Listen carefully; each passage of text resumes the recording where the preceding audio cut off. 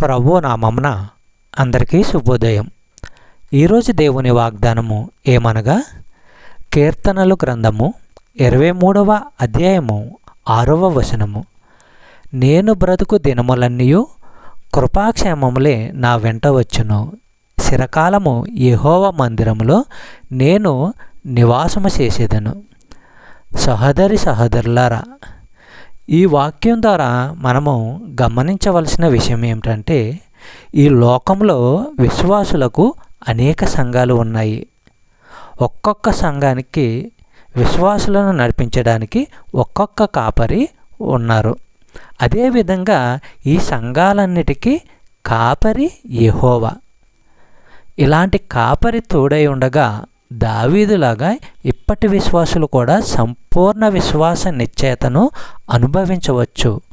మన కాపరి మనకు ముందు నడుస్తాడు. మేలు అనుగ్రహము వెన్నంటి వస్తాయి.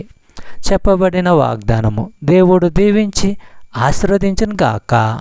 ఆమేన్.